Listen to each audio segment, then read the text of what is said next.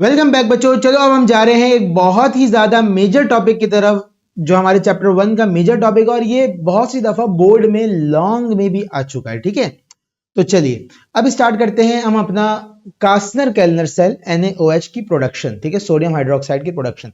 पहले तो जरा कुछ जनरल बातें कर लो। ठीक है, अब अगर हम NaOH की बात करें तो बेटा NaOH को दूसरा नाम कॉस्टिक सोडा भी दिया जाता है। सोडियम हाइड्रोक्साइड तो उसका केमिकल नेम है। ठीक है, दूसरा नाम इसको कॉस्टिक सोडा भी दिया जाता है। अब कॉस्टिक का मतलब क्या होता है बेटा? कॉस्टिक कहा जाता है बर्न टू टच, यानी कि छूने पर जलन का एहसास करने वाला। ठीक है, बर्न टू टच, सही है। यानी कि इसके पास एबिलिटी होती है कि ये जो अगर कोई छुए इसे तो ये उसको जला देता है, बर्न कर देता है। ठीक है, अब अगर हम NaOH की बात स्टार्ट करते हैं भाई, तो सबसे पहले तो उसका स्ट्रक्चर समझ लो। ठीक है, यहां पर एक ऑक्सीजन है, ऑक्सीजन ने एक बॉन्ड बनाया हुआ है सोडियम के साथ। ठीक है, और ये आयोनिक बॉन्ड है, यहां पर सोडियम पे पॉजिटिव है, ऑक्सीजन में नेगेटिव है। और यहां पर एक कोवेलेंट बॉन्ड बनाया हुआ है किसके साथ? H के साथ। ठीक है, ये NaOH का स्ट्रक्चर है, सीधा सीधा सा आसान सा। सवाल ये आता है कि NaOH प्रोड्यूस कैसे करते हैं। ठीक है, प्रोडक्शन क्या है इसकी, और कास्नर केल्नर सेल क्या है?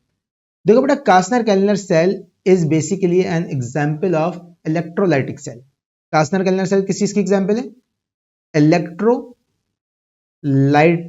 सेल की एग्जाम्पल है। अब सबसे बड़ा मसला यह है कि बच्चे को इलेक्ट्रोलाइटिक सेल ही नहीं पता होता क्या है, तो वो कास्नर केल्नर को क्या समझेगा?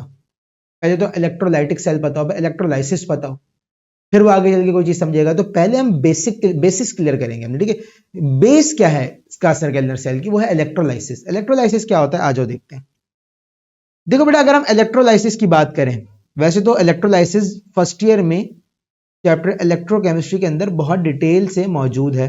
ठीक है, लेकिन बस क्या करें, हमें तो ये याद नहीं होता हमने कल खाना क्या खाया था, हमें फर्स्ट ईयर की बातें कहाँ याद होंगी। ठीक है, तो भाई इस वजह से इसको क्लियर कर लेते हैं यहाँ पे। ठीक है, इलेक्ट्रोलाइसिस। इलेक्ट्रोलाइसिस, लाइसिस का मतलब होता है ब्रेकडाउन। लाइसिस का मतलब क्या होता है?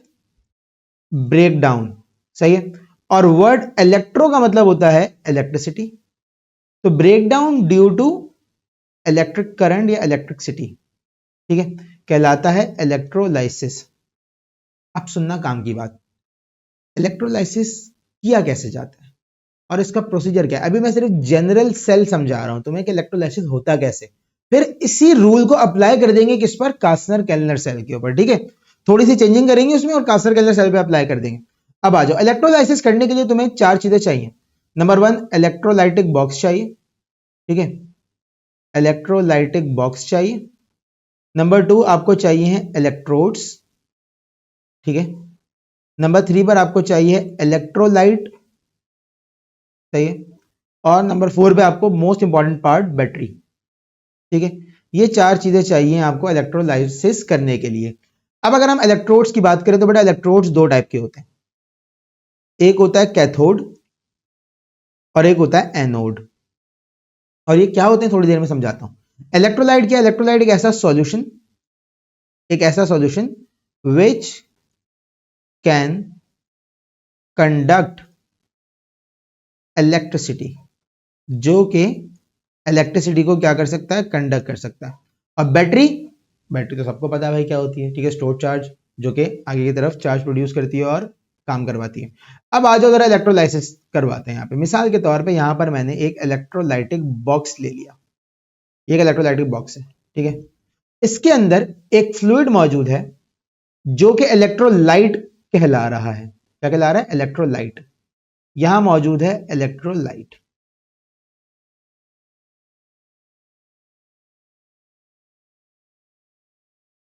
ये आ गया आपके पास इलेक्ट्रोलाइट, सही है। और इस इलेक्ट्रोलाइट में मैंने डिप कर दी दो मेटल रॉड्स। ठीक है, इस इलेक्ट्रोलाइट में मैंने दो मेटल रॉड्स डिप कर दी, सही है। अब देखो जरा गौर करो,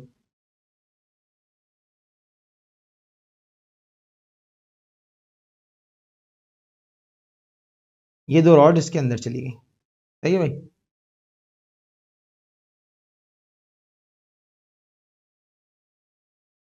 इसको बिल्कुल ऐसा बना देते हैं जैसा 3D डायग्राम होती है, ये आपको लगे कि ये इसके अंदर चली गई, ठीक है, ये इसके अंदर चली गई। अच्छा जी, अब जरा गौर करिएगा, देखो बेटा ये जो इलेक्ट्रोड्स है ना, ये एबिलिटी रखते हैं टू कंडक्ट इलेक्ट्रिसिटी, ठीक है, और जो इलेक्ट्रोलाइटिक सॉल्यूशन है ये भी एबिलिटी रखता है टू कंडक्ट इलेक्ट्रिसिटी, ठीक है।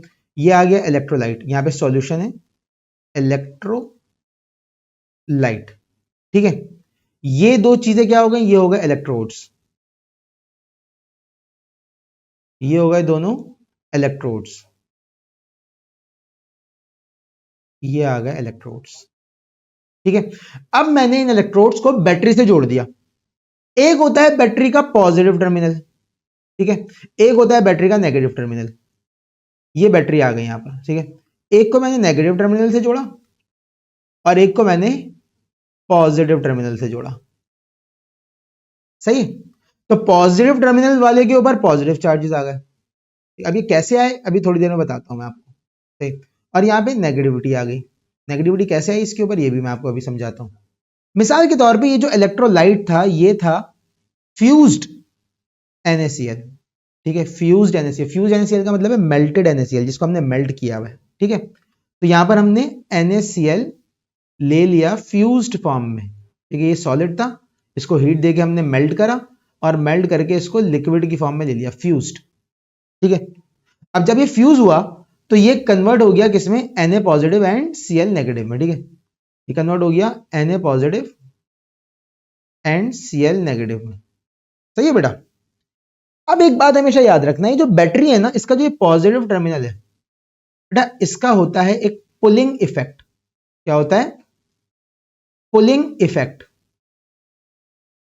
और जो ये बैटरी का नेगेटिव टर्मिनल है ना बेटा, इसका होता है पुशिंग इफेक्ट, नेगेटिव टर्मिनल का होता है पुशिंग इफेक्ट। आपने कहा सर क्या पुल हो रहा है और क्या पुश हो रहा है, क्या चीज पुल और पुश हो रही है, भाई अगर मैं कह रहा हूं पुल कर लो, आप बोलेंगे ना सर किस चीज को पुल कर लूं, चीज तो बताएं। मैंने कहा बेटा इलेक्ट्रॉन, बैटरी का पॉजिटिव टर्मिनल इलेक्ट्रॉन पुल करता है, बैटरी का नेगेटिव टर्मिनल इलेक्ट्रॉन पुश करता है।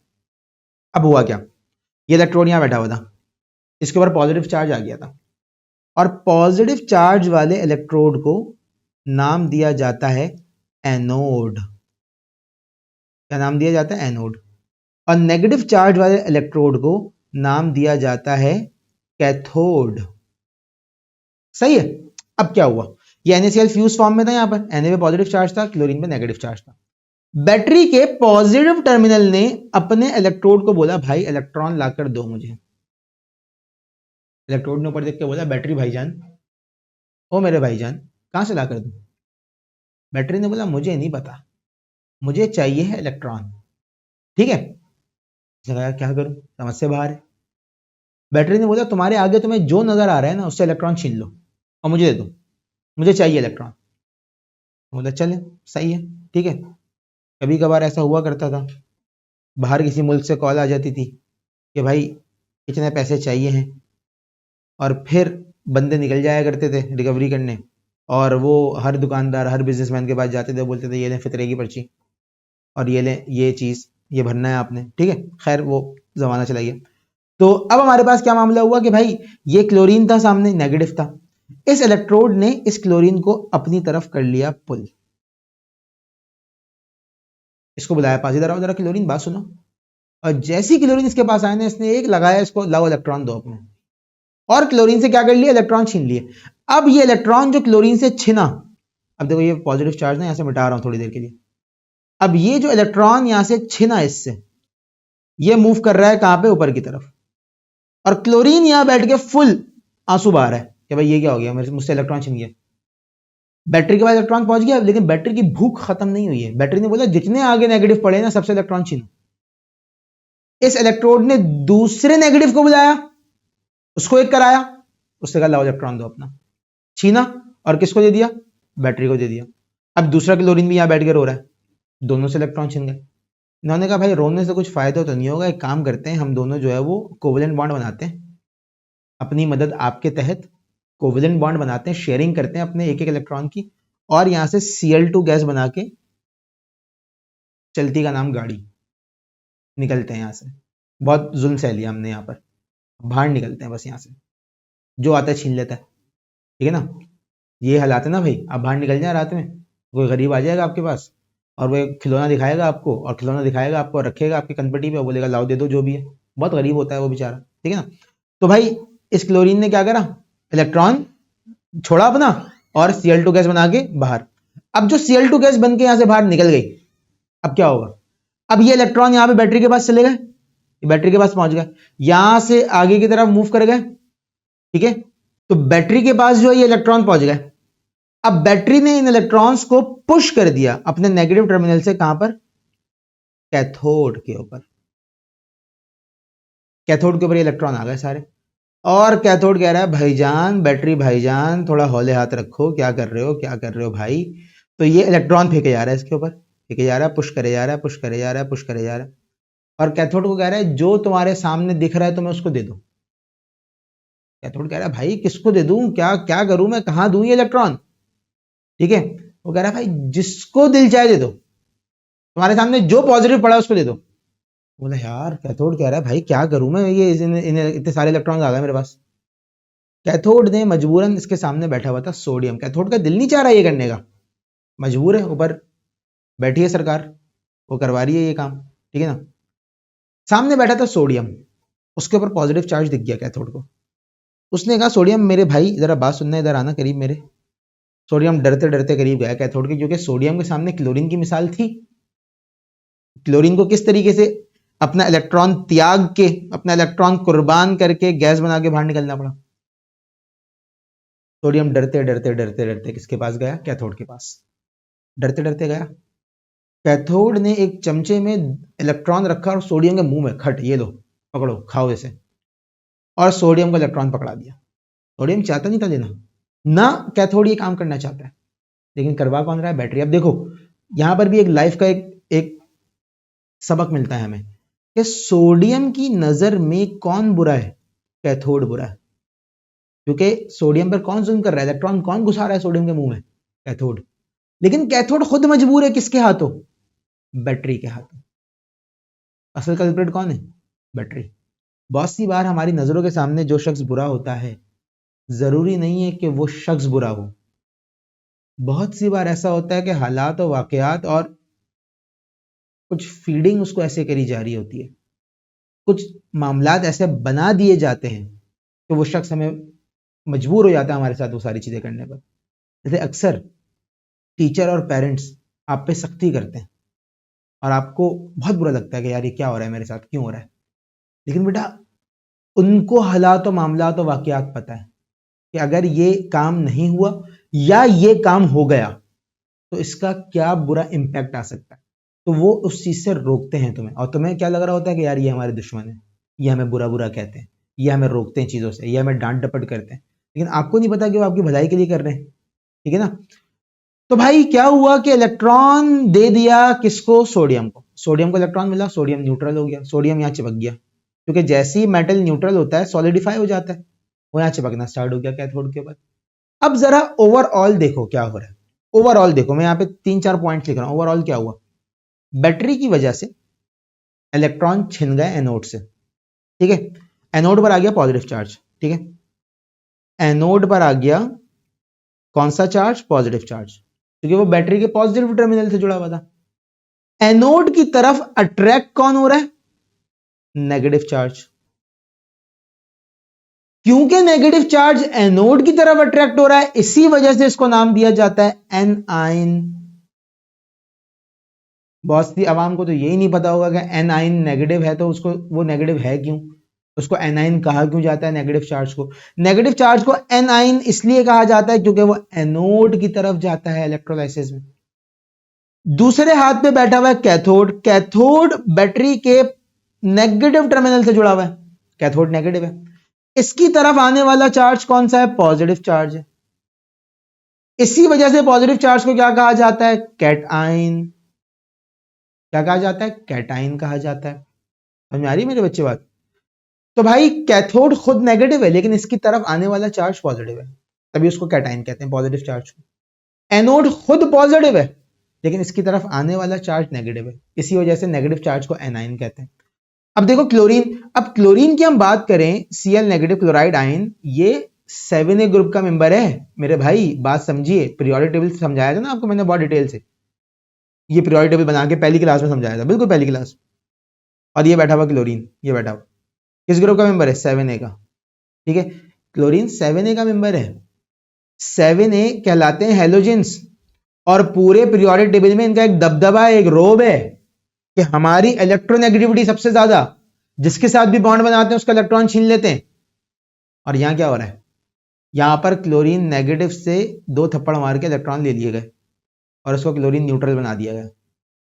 यहां पर 2 कर दो तो यहां पे Cl2 गैस बन जाएगी और यहां पे 2 इलेक्ट्रॉन रिलीज हो जाएंगे। ठीक है, और इलेक्ट्रॉन दे किसको दिए गए?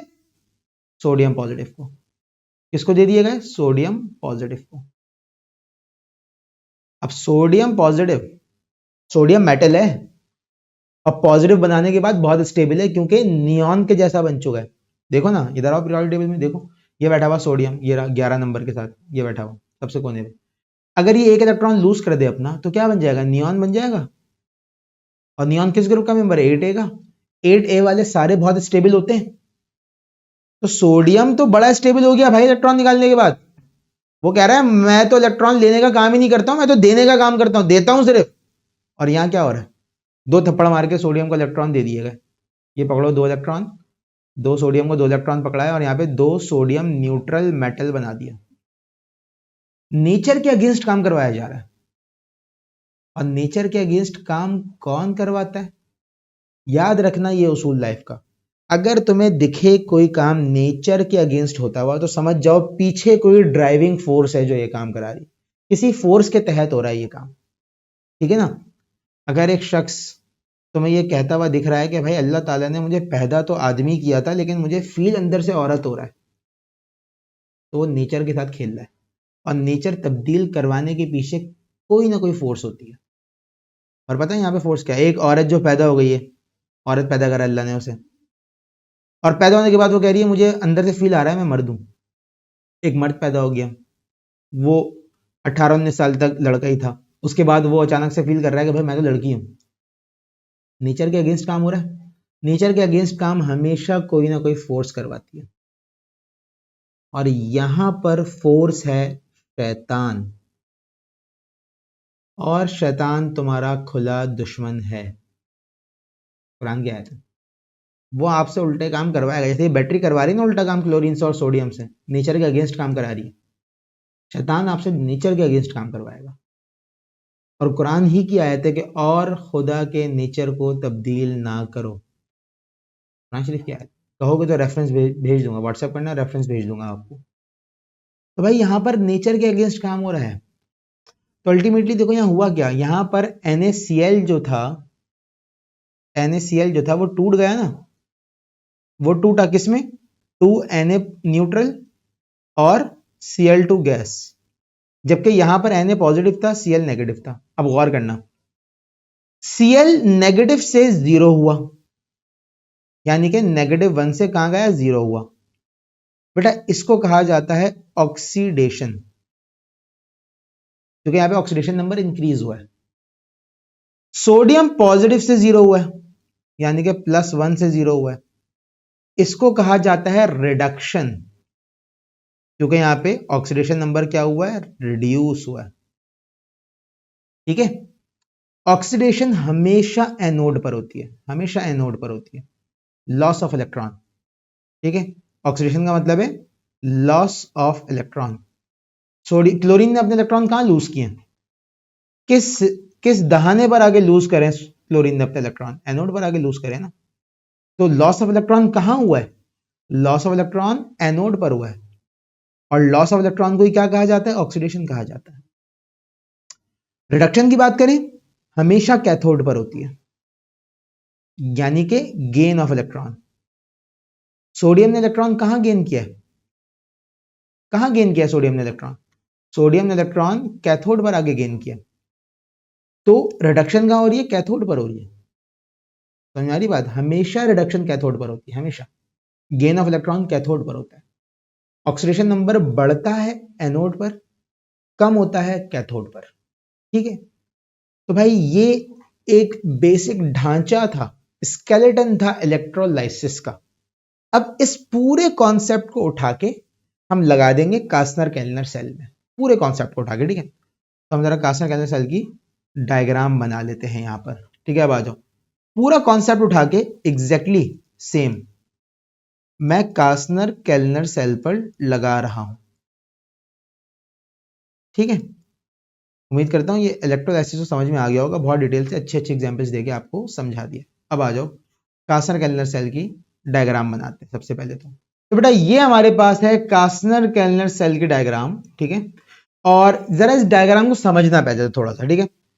यहां पर हमारे पास एनोड जो है, एनोड वो है टाइटेनियम रॉड्स,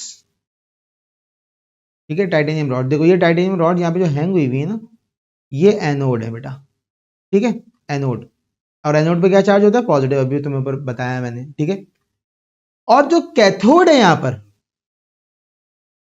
वो है मरकरी, और मरकरी पूरे पीरियोडिक टेबल में वाहिद लिक्विड मेटल है, वाहिद लिक्विड मेटल है, ठीक है। तो ये होता है लिक्विड की फॉर्म में, मेटल तो है ना भाई, कैथोड की तरह काम तो कर सकता है। और ये मरकरी रोटेट कर रहा होता है, मुसलसल घूम रहा है, ठीक है। तो अब देखो ये हो गया आपके पास क्या, ये हो गई टाइटेनियम रॉड्स, ठीक है। अभी मैं सिर्फ सेल बना रहा हूं, इसके अंदर क्या डाला हमने, क्या निकाला, वो बात की बात है। उसके बाद यहां पर देखो ये एक पाइप चल रहा है, ठीक है। और ये एक अलग चेंबर है, इस चेंबर को नाम दिया जाता है डेन्यूडर। यहां मरकरी मूव कर रहा है, इधर ऐसे ये मरकरी मूव कर रहा है, ठीक है। ये लगा हुआ है मरकरी पंप जो मरकरी को घुमा रहा है मुसलसल, ठीक है। ये मरकरी मूव कर रहा है यहां पर ऐसे, मुसलसल मूव कर रहा है यहां पे मरकरी, ठीक है, ऐसे मूव कर रहा है, ठीक है। ये डेन्यूडर में आता है, फिर यहां से वापस आ जाता है बाहर। अब ये तो बन गया सेल हमारे पास, ठीक है। अब इसको थोड़ा सा साफ कर लेते हैं। ये तो बन गया हमारे पास सेल, ठीक है। अब आओ थोड़ा सा आगे, यहां पे हमने क्या चीज इस्तेमाल करी है वो जरा समझिएगा बेटा। यहां पे हमने इस्तेमाल करा है एक्वस NaCl, ठीक है। यानी कि NaCl को जब आप वाटर में डालेंगे तो ये डिसोसिएट हो जाएगा, किसमें? Na पॉजिटिव और Cl नेगेटिव में, ठीक है। तो यहां से हमने क्या डाला, सोडियम क्लोराइड सॉल्यूशन, यानी कि एक्वस NaCl डाल दिया। अब जैसी एक्वस NaCl इस जगह पर आया तो हुआ क्या, हुआ ये कि यहां पर ऊपर की तरफ टाइटेनियम रॉड्स थी, और टाइटेनियम रॉड्स क्या है, बेसिकली एनोड है। एनोड पर क्या चार्ज होता है बेटा, एनोड पर चार्ज होता है पॉजिटिव, और जो चीज अंदर आ रही है उसमें नेगेटिव कौन है, क्लोराइड नेगेटिव है, Cl नेगेटिव है। तो एनोड पर क्या होगा, Cl नेगेटिव एनोड पर जाएगा, अपने इलेक्ट्रॉन लॉस करेगा और कन्वर्ट हो जाएगा क्लोरीन गैस में। अब आपने कहा सर ये Cl2 है, मैंने कहा हाँ, तो यहाँ पे 2 लगा दो, और यहाँ पे 2 इलेक्ट्रॉन लॉस हो गए, वो बैटरी में चले गए, ठीक है। और बैटरी से आ गए कैथोड के पास, कैथोड के पास इलेक्ट्रॉन आ गए। कैथोड कौन है, कैथोड है मूविंग मरकरी, Hg मरकरी का सिंबल होता है बेटा, ठीक है।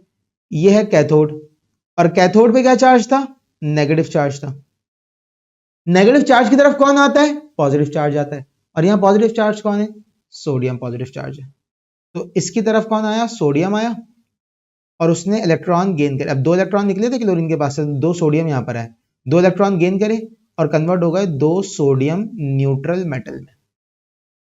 लेकिन अब यहां पे जो चेंज आई, ये जो बात है ना, ये तो सारी पुरानी वाली बात है जो अभी इलेक्ट्रोलाइसिस में समझा रहा था।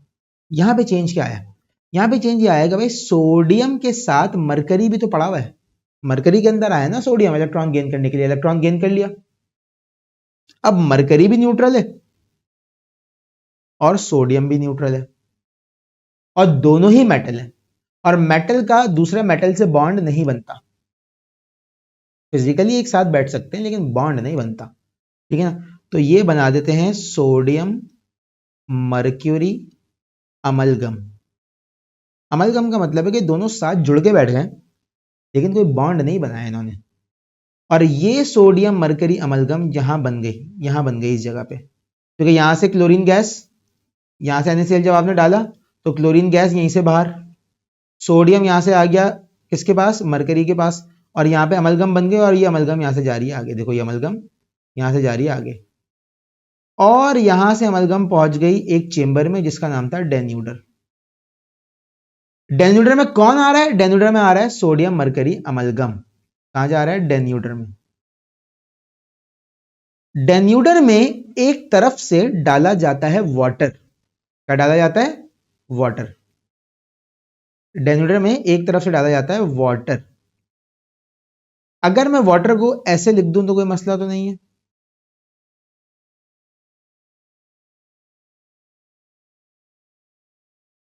सही है, कोई मसला तो नहीं है। अब जैसे ही वाटर यहां डेन्यूडर में गया, डेन्यूडर में कौन आया है? डेन्यूडर में आया है सोडियम मरकरी अमलगम। सही है। आपने कहा सर 2 सोडियम थे, मैंने कहा 2 लगा दो। आपने कहा सर वाटर भी 2 कर दे, मैंने कहा 2 कर दो। होगा क्या? यहां पर सोडियम इस OH पे अटैक कर देगा, क्योंकि यहां पे देखो मरकरी के साथ बॉन्ड तो नहीं बना हुआ ना, सिर्फ बैठा हुआ था फिजिकली साथ। और जैसे ही इस OH पे अटैक करा, OH पे अटैक करके क्या बना देगा? ये बना देगा NaOH। और यही तो हम बना रहे हैं। क्या है ये? Sodium hydro oxide, caustic soda, यही तो बना रहे हैं हम। ठीक है। और डेन्यूडर से NaOH को अलग कर लिया जाएगा। तो बेसिकली NaOH बना कहां पर है? डेन्यूडर में। पीछे कौन बचा? पीछे ये 2 H बच गए, तो ये 2 H H2 गैस बना के यहां से बाहर निकल जाएंगे। और आपने कहा सर ये मरकरी क्या करेगा भाई? मैंने कहा मरकरी वापस से अपनी राह पे गामजन हो जाएगा। ठीक है ना? अच्छी उर्दू का वर्ड है, उर्दू भी आनी चाहिए हमको अच्छी। देखो ये आ गया सोडियम हाइड्रोक्साइड बाहर, NaOH बाहर आ गया यहां से। ठीक है। साथ साथ में यहां से आपके पास हाइड्रोजन गैस भी बाहर निकल ली है। ठीक है। और जो मरकरी बचा था वो यहां से वापस नए सोडियम को फांसने के लिए निकल गया आगे की तरफ। सही है भाई? ये आ गया वापस से इधर, और ये सोडियम हाइड्रोक्साइड बना लिया हमने। ये तो प्रोसीजर था, ये सीधा सीधा प्रोसीजर है। अब मैं यहां पर सेल इक्वेशन लिखूंगा, वो आपको आनी चाहिए, वो असल चीज है, उसके मार्क्स होते हैं। ठीक है। देखो भाई यहां पे लिख रहा हूं reaction at cathode. Reaction at cathode. तो ये कैथोड पर क्या हुआ है भाई? कैथोड पर सीधा सीधा सा काम ये हुआ है, कैथोड मरकरी था ना, मरकरी का कैथोड था, सीधा सीधा सा काम ये हुआ है, सोडियम पॉजिटिव आया, सही है, यहाँ पे 2 इलेक्ट्रॉन गेन करे और कन्वर्ट हो गया किसमें? 2 सोडियम न्यूट्रल मेटल में। उसके बाद 2 सोडियम न्यूट्रल मेटल जुड़े किसके साथ? 2 मरकरी के एटम के साथ, और बना दिया 2NaHg अमलगम। ये काम हो गया कैथोड के ऊपर खत्म। ठीक है। रिएक्शन एट एनोड, एनोड पर क्या काम हुआ है? आ जाओ देखते हैं। रिएक्शन एट एनोड, एनोड पर क्या काम हो रहा है? आ जाओ देखते हैं। देखो भाई एनोड पर हो रहा है कि ये क्लोरीन आए 2 Cl नेगेटिव क्लोराइड आयन, और यहां पर इन्होंने Cl2 गैस बनाई और 2 इलेक्ट्रॉन लॉस कर दिया। तो बेसिकली यहां पर लॉस ऑफ इलेक्ट्रॉन हो रहा है एनोड में। क्या हो रहा है? Loss of electron. Loss of electron को क्या कहा जाता है बेटा? ऑक्सीडेशन। यहां पर गेन ऑफ इलेक्ट्रॉन हो रहा है, गेन ऑफ इलेक्ट्रॉन को क्या कहा जाता है? रिडक्शन। ठीक है। और लास्ट में आपके पास आ गया रिएक्शन एट डेन्यूडर। ठीक है।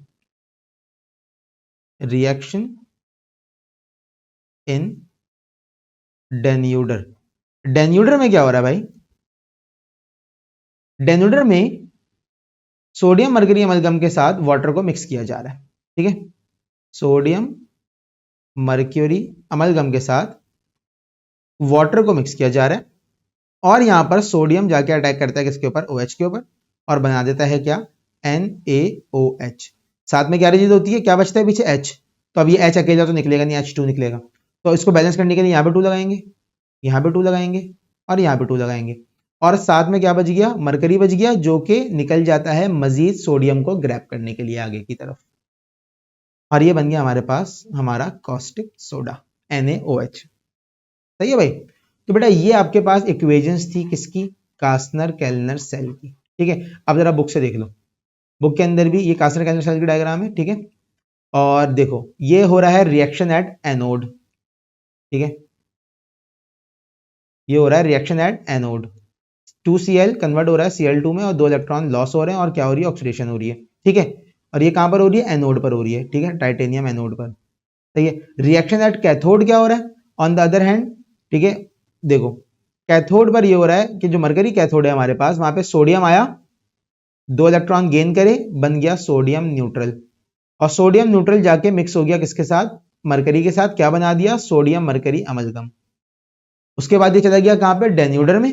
डेन्यूडर में गया तो वहां पे वाटर आया, वाटर ने क्या करा, वाटर में क्या हुआ, Na ने OH पे अटैक करा, बना दिया NaOH।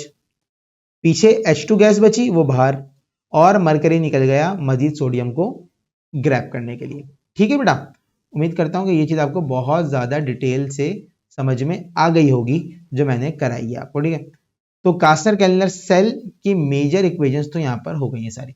अब जरा सोडियम हाइड्रोक्साइड की कुछ फिजिकल प्रॉपर्टीज हैं, वो यहीं पर ही देख लो, इधर ही चेक कर लेते हैं। ठीक है, देखो एक सेकेंड, देखिए state it is a solid, it is solid at room temperature, typically appearing as white pellets, flakes or granules. Odor, it is odorless. Melting point, its melting point is approximately 318 degrees Celsius, 604 degree Fahrenheit. At this temperature it melts and form liquid. Solubility, it is highly soluble in water. Water में बहुत ज्यादा soluble होता है। ठीक है, density क्या है, density है the density of NaOH depends on its concentration and temperature. For 50% concentration at room temperature, the density is approximately 1.52 gram per centimeter cube. Corrosiveness, corrosiveness कहते हैं कि किसी चीज पर अगर लगाया जाए तो कितना नुकसान पहुंचा रहा है, उसको कितना खराब कर रहा है। ठीक है, it is highly corrosive and can cause burns and irritation to the skin, eyes and respiratory system. ठीक है, अब हमारे पास है NaOH की कुछ केमिकल प्रॉपर्टीज। ठीक है, ये भी साथ साथ ही देख लेते हैं, कवर करते हैं इसको साथ साथ। ठीक है,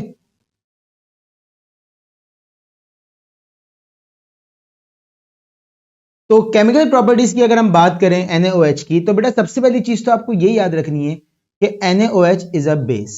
ठीक है, NaOH क्या है, बेस है। सही है, अब सवाल यहां पर ये आता है बेस क्या चीज होती है। अब देखो ये चीज हम लोग फर्स्ट ईयर में ना पढ़ के आ चुके हैं, तो मैं इस पर बहुत ज्यादा टाइम नहीं लगाऊंगा क्योंकि ऑलरेडी फर्स्ट ईयर में हमने ये चीज पढ़ी है। सही है, तो बेस की बेसिकली 3 डेफिनेशन हमने पढ़ी है। पहली आर्रेनियस ने बताई थी, दूसरी ब्रोसन एंड लोरी ने बताई थी, और तीसरी लोइस ने बताई थी, और तीनों ही सही है अलग अलग कंडीशंस में। ठीक है, तो आर्रेनियस के मुताबिक बेस वो है जो एक्वस सॉल्यूशन में OH ion, OH negative ion donate करती है, हाइड्रोक्साइड आयन। और ये चीज मैं आपको पहले ही बता चुका हूं, जो भी चीज नेगेटिव होती है उसके नाम के आखिर में ID लग रहा होता है। ठीक है, हर जगह ये रूल नहीं लगता, लेकिन ID अगर लग रहा है तो वो चीज नेगेटिव होती है। ठीक है, तो आर्रेनियस की डेफिनेशन ये थी। ब्रोंस्टेड एंड लोरी ने क्या कहा था, ब्रोंस्टेड एंड लोरी ने कहा था कि भाई जो भी चीज H प्लस आयन, जिसको अपनी थ्योरीज में उन्होंने कहा था प्रोटॉन। ठीक है, अपनी थ्योरी में क्या कहा था, प्रोटॉन। जो भी चीज प्रोटॉन एक्सेप्ट करती है, जो भी चीज प्रोटॉन एक्सेप्ट करे, वो क्या है, बेस है। और तीसरी थ्योरी दी थी लुईस साहब ने। लुईस साहब ने बहुत अकलमंदाना बात करी, उन्होंने कहा कि भाई बेस वो है जो इलेक्ट्रॉन पेयर डोनर होती है। इलेक्ट्रॉन पेयर, देखो पेयर की बात कर रहा हूं मैं, electron pair donor is base. ठीक है, ये तीनों थ्योरीज अलग अलग कंडीशन में ठीक है। सही है, अब अगर हम NaOH के केमिकल प्रॉपर्टी पर आते हैं, तो सबसे पहला रिएक्शन जो है विद एसिड। अब ये पूरी दुनिया को पता है। ठीक है, दुनिया में एक बच्चा पैदा होता है ना, उसको ये बात पता होती है कि भाई एसिड जब भी बेस से मिलता है तो वो बनाता है सॉल्ट। क्या बनाता है, सॉल्ट और वाटर, सॉल्ट और वाटर बनता है यहां पे। तो बेसिकली यहां पे हुआ क्या, ये NaOH है, ये HCl है, ये वाला OH इस H के साथ H2O बना के बाहर निकल जाएगा। ठीक है, निकल गया बाहर, वाटर बन गया, और यहां से Na चला जाएगा किसके पास, Cl के पास। क्या बना देगा, NaCl। And what is NaCl, salt, table salt हमारा, सोडियम क्लोराइड। ठीक है, अच्छा अब यह बात याद रखनी है कि NaOH is mono acidic base. सामने अगर एक एसिड का मॉलिक्यूल हमारे सामने मौजूद है, ठीक है, और उसमें एक हाइड्रोजन है, तो NaOH उसको बैलेंस कर देगा।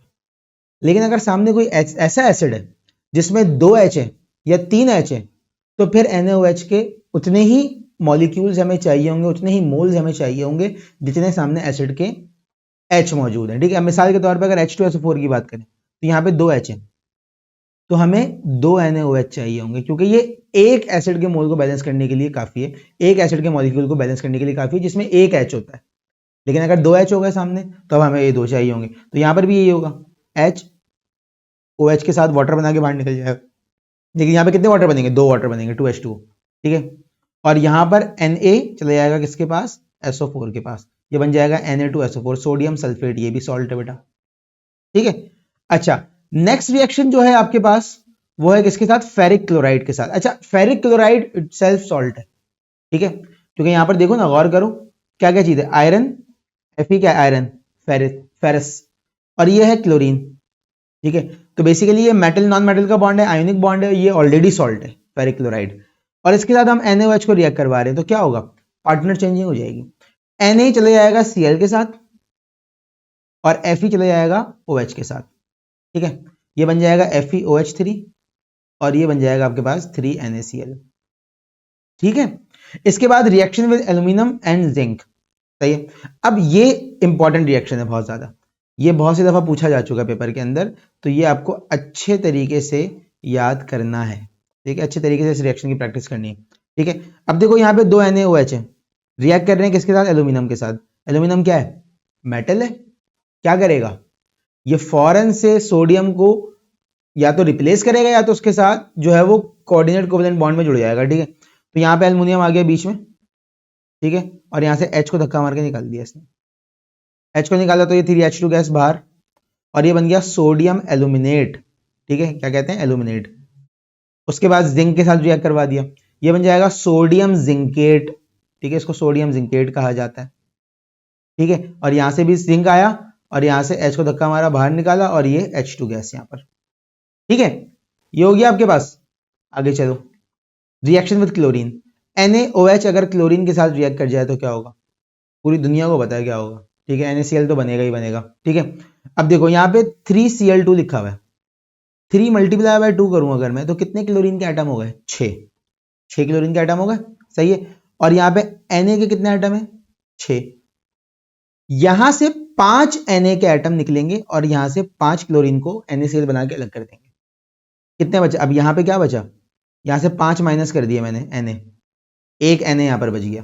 ठीक है, यहां से मैंने 5 Cl माइनस कर दिए, कितने Cl बच गए, यहां पर 1 Cl बच गया, तो 5 NaCl तो भाई ये हो गए अलग। ठीक है, पीछे की तरफ एक Na, एक Cl और एक O और 6 O और 6 H बचे, क्या बनेगा, NaClO3। एक Na यहां पर complete, Cl complete, NaCl complete हो गया। ClO3, O3, ऑक्सीजन कितने थे, 6 थे, हाइड्रोजन कितने थे, 6 थे। ठीक है, क्या बन जाएगा यहाँ पे, 3H2O। देखो 3 2 6, एक सेकेंड, 3 2 6, 6 हाइड्रोजन बैलेंस और ये 3 ऑक्सीजन बैलेंस यहाँ पे। ठीक है, और ये 3 ऑक्सीजन यहाँ पे बैलेंस, 6 ऑक्सीजन पूरे, 6 सोडियम पूरे, 6 क्लोरीन पूरे। ठीक है, सारी चीजें पूरी हो गई। तो बेटा ये आपके पास सोडियम हाइड्रोक्साइड के बहुत ही बच्चों वाले रिएक्शन थे। ठीक है, यूजेस पे आ जाओ, क्या यूजेस हैं, बहुत इंपॉर्टेंट यूजेस हैं। तो बेटा सोडियम हाइड्रोक्साइड के यूजेस भी देख लेते हैं हाथ के हाथ। ठीक है, तो पहला यूज क्या है, इट इज अ की ingredient in production of detergent and soap. Soap और डिटर्जेंट की प्रोडक्शन में जो मेन किरदार अदा करता है वो NaOH होता है। ये मैं आपको आगे चल के चैप्टर बायोकेमिस्ट्री, जो कि 10वां चैप्टर है आपकी बुक का, उसमें भी पढ़ाऊंगा। ठीक है, पेज नंबर आई गेस 225 से 230, या तो 230 पर है, 231 पर है। ठीक है, मैं आपको दिखा देता हूँ एक बार ताकि आपको रेफरेंस मिल जाए। ठीक है, मेरे ख्याल से 230 पर है, 230 पे क्वेश्चन लिखी हुई है, पेज नंबर। ठीक है, पेज नंबर 230 ये रहा। देखो यहां पर अगर आप गौर करें तो देखो ये ट्राइग्लिसराइड है, फैट। ठीक है, इसके साथ कौन कंबाइन हो रहा है, देखो ये आ गया सोडियम हाइड्रोक्साइड। ठीक है, और क्या बन रहा है यहां पर, सोप, सोप की प्रोडक्शन होगी। आई समझ में बात, चलो वापस आ जाते हैं। तो अब हमारे पास सोडियम हाइड्रोक्साइड सोप की प्रोडक्शन में इस्तेमाल हो रहा है, बहुत वाइडली इस्तेमाल होता है सोप की प्रोडक्शन में, ठीक है। अच्छा, इसके बाद हमारे पास अगला यूज क्या है इसका? अगला use, it is utilize in the production of bleach such as chlorine bleach which is commonly use as a disinfectant and stain remover. Chlorine इस्तेमाल होता है, ठीक है। It is strong alkaline nature makes its effective for unclogging drains and pipes by breaking down organic matter. मिसाल के तौर पर कोई पाइप है, कोई ब्लॉकेज हो गई, उसमें NaOH डालो, उसका क्रोसिव नेचर है, कॉस्टिक नेचर है, पाइप खोल देता है, ठीक है। It is use to remove heavy metal and adjust pH level in water. अगर पीएच, वाटर की पीएच बहुत ज्यादा गिर रही है मेटल की वजह से, तो ये उसको वापस जगह पे लेकर आता है, ठीक है। Safe and clean drinking water. It is use as a food preservative to prevent bacterial and mould growth. Bacterial growth नहीं होने देता, ठीक है। Enhancing the shelf life of certain food products. Shelf life बढ़ा देता है कुछ फूड प्रोडक्ट्स की, ठीक है। समझ में आ रही बात? अच्छा जी, तो ये हो गया बेटा इसके यूजेस। अच्छा, और यूजेस भी लिखे हैं। It is utilized in canning process to remove the outer skin of the fruits and vegetables, ensuring food safety and quality. It plays a role in the paper making industry, where it is used for pulping wood fibers and paper recycling processes. ये uses हैं, कर लेना, एक बार पढ़ लेना। अगर NaOH पर long आया या शॉर्ट आया तो उसमें यूजेस पूछे जा सकते हैं, ठीक है। तो ये याद होने चाहिए आपको, मिनिमम 5 तो याद होने ही चाहिए अच्छे वाले, ठीक है। तो यहां पर हमारे पास NaOH बहुत डिटेल से कवर हो जाता है पूरा, ठीक है। इसके हमने जो है वो यूजेस भी कर लिए सारे, सही है। इसके यूजेस हो गए, सही है। और इसको यहां पे लिख देते हैं from book, covered from book, ठीक है, कवर्ड फ्रॉम बुक। और साथ साथ में इसके हमने केमिकल रिएक्शंस भी कर लिए, सही है। Chemical reactions covered from book, सही है। अच्छा, अब हम जाएंगे अपने नेक्स्ट मेजर बहुत इंपॉर्टेंट टॉपिक, जो कि शॉर्ट के हवाले से बहुत इंपॉर्टेंट है, बहुत दफा पूछा जा चुका है बोर्ड एग्जाम्स में, वो है ब्लीचिंग पाउडर, ठीक है। अब आ जाओ जरा ब्लीचिंग पाउडर के ऊपर, सही है। बहुत इंपॉर्टेंट टॉपिक है बेटा, लाजमी करके जाना है, और इसके रिएक्शंस तो बहुत ही ज्यादा इंपॉर्टेंट है, ठीक है। ब्लीचिंग पाउडर बहुत आसान सी प्रोडक्शन है, बच्चों वाला सेल है, हेसन क्लेवर प्लांट कहते हैं, ठीक है। बहुत ही हल्का फुल्का सा प्लांट है, और उसमें ब्लीचिंग पाउडर बन रहा होता है। कैसे बनता है, आ जाओ देखते हैं।